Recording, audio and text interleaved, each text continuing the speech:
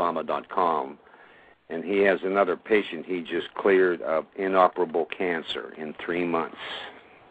Good deal. Good deal. See, there's so many of these things you can stick in there to get some results. My issue was I needed my brain back so I could work on it. If you don't have your brain, you can't do the work. So that's why I've been working so hard on that, you know. I have a bit of a serious question I'd like to ask Jeff. My father has a lymphatic cancer in his neck, and he has gone through chemotherapy, radiation, and now has had portacat put in his veins in his chest so that he can get the next round of chemo easier. That'll kill him.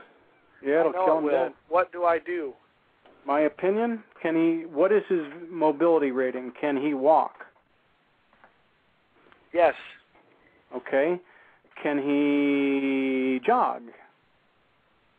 I don't know that.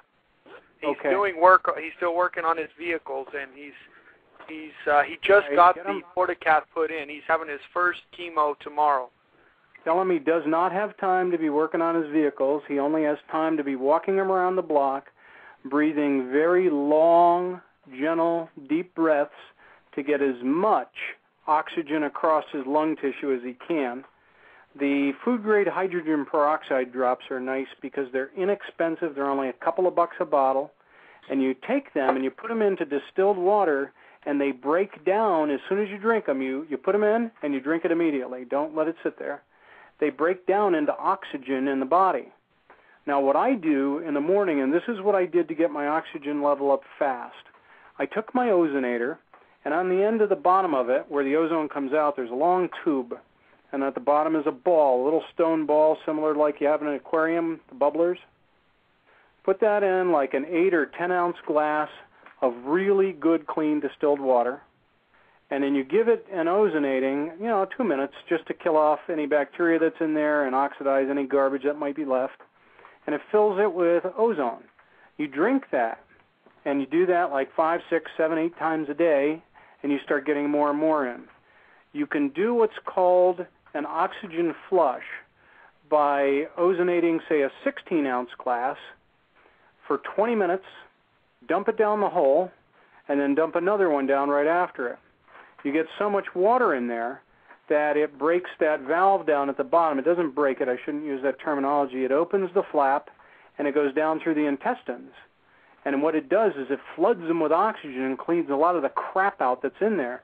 Because most people, because of what they ate, the inside of that tube that's your intestinal, your small and large intestines, the walls get caked up, so you can't get nutrients pulled out of your food through the wall, so you're not getting any nutrients, so you're not getting your cells growing, you don't have any oxygen, and your pH is low. So you've got a very high acid environment. Boom, here you got cancer.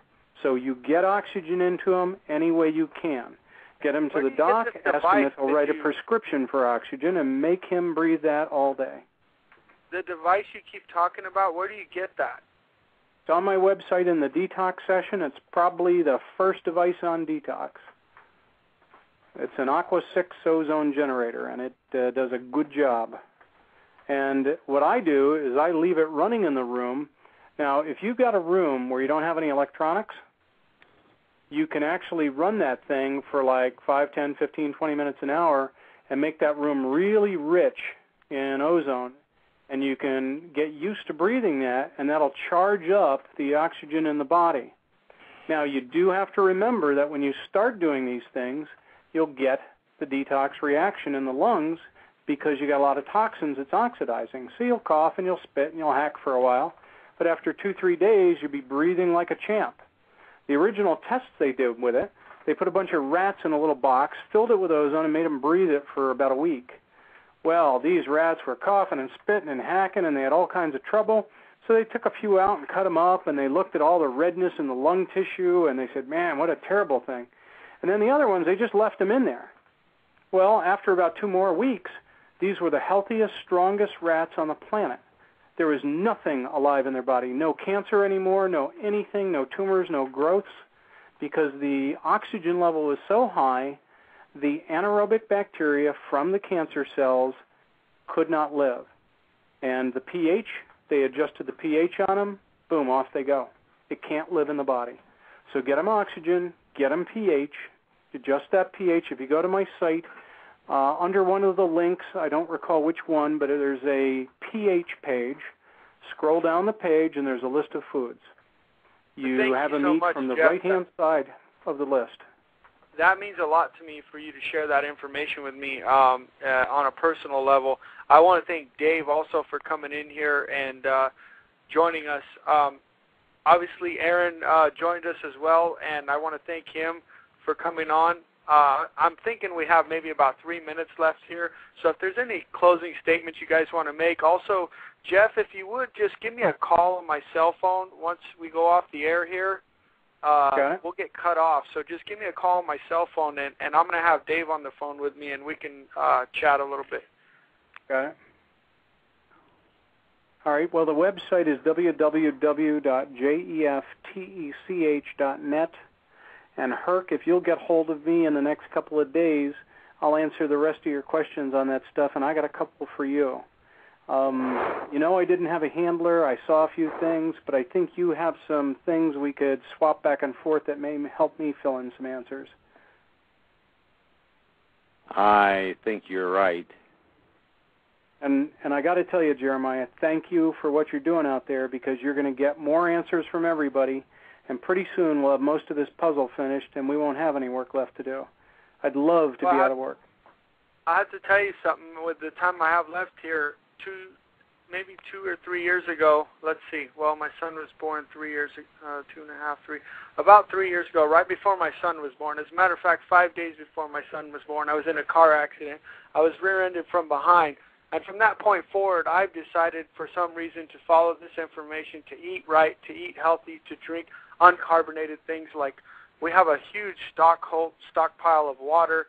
I've been vacuum sealing food and protecting my family, planting gardens and getting involved. I got chickens in my backyard now. This is a jock talking to you. I played baseball still today. But what I'm saying is I didn't do none of this stuff until that car accident, and that's my child came into my life. And then when my daughter came into my life, this evolution of my own consciousness seems to be coming so fast. I have to tell you, I'm also Scotch, Celtic, and Native American, so we have a lot of things in common.